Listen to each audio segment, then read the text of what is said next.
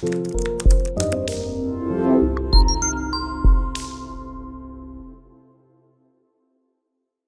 is Valerie Van Booven with the Senior Care Industry Netcast, where leaders with 3 or more years in the senior care industry share their advice.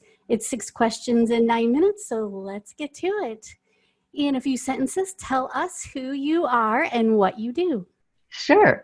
My name is Janice Goldmintz. I'm in Toronto, Ontario, Canada. My company is called Talk About Aging, and that's exactly what I do, is I talk about aging. So I do seminars on aging for older adults, their families, healthcare providers, and as well I help families create, I'll say, plans for them to go ahead so that they can have the highest quality of life possible, no matter what. Very nice. And I took a look at your website, which we will also put with this video so everybody can check it out. And you offer lots of different services. And it's so nice to see that, especially when family caregivers are a little stressed out. A lot stressed out. Yeah, a lot stressed out. Absolutely. What is the best thing about serving aging adults?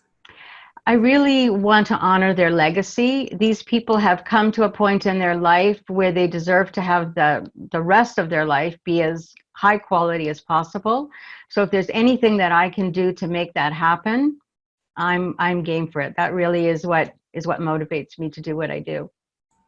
And that's awesome, because I think you're right. We need to listen to our aging adults, and we need to help them get the services and, whatever we can do to make their lives a quality life, that's really what they deserve. Absolutely.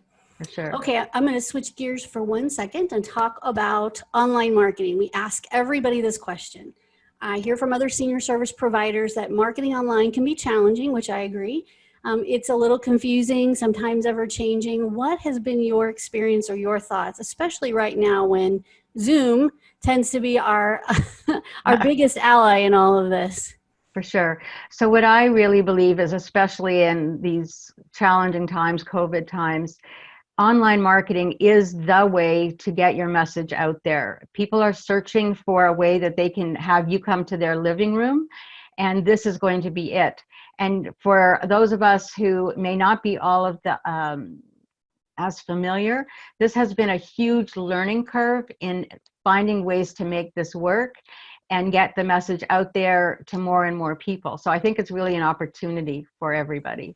It's definitely a learning opportunity. And I do think that whether it's COVID or the next thing that comes along, we're probably going to find ourselves in this position again someday, or maybe for a long time, or maybe, maybe this is the way it's going to be in, just having learned how to use Zoom or online marketing, and to, everybody would rather be together. That's for sure. But learning these skills can help everybody now and into the future. So for sure, maybe even expand services, because you can serve so many more people, even if they're not in Toronto or they're not in, wherever they are, that you can still serve them well. Okay.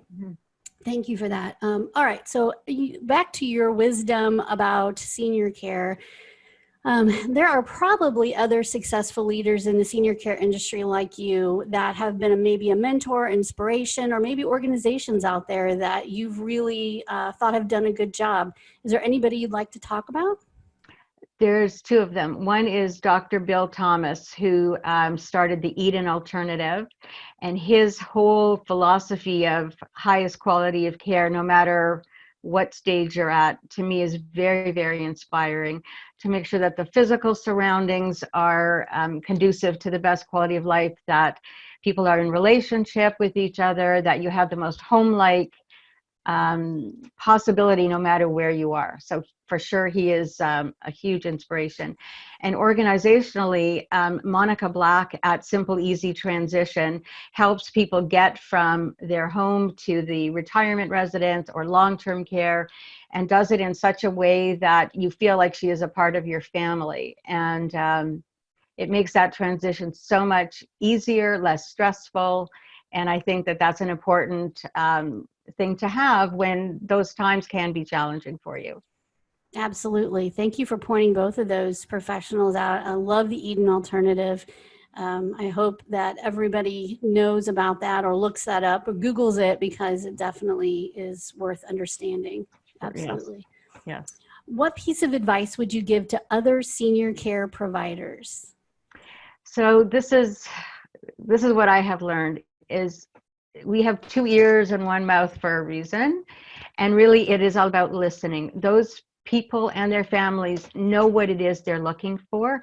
And even somebody who has health challenges, they still have a way that they would like their life to be. And so listening to the clients, their families, and putting those circumstances together, sometimes we tend to think, oh, this is like A, B, C, D should be for this family. But if you listen, you can really customize it and make the best possible experience. Absolutely right. You're right. Listening is, I get that a lot. I get that answer a lot. And I think that that is probably the number one answer we get there is please listen. Yes. And you'll learn. You don't have, you can ask the senior and they themselves will tell you what they would like to feel, see, know, understand, what they like their life to be like. Right. So, yeah. All right. So my last question is supposed to be my fun question, but some people say it's the hardest one. When you have a win in life or business or with a client, and by win, I mean they're happy or something great happens, how do you like to celebrate? Well, for me, my go-to thing is chocolate. I can use chocolate to celebrate anything, and I'm a chocoholic, and so any excuse or opportunity, I'm going to eat chocolate. All right. I'm also willing to share it, and on a more serious note, I really think that having colleagues and other people, family members, when it's a personal thing, gathering together, celebrating together, I think that's what really makes the best celebrations for me.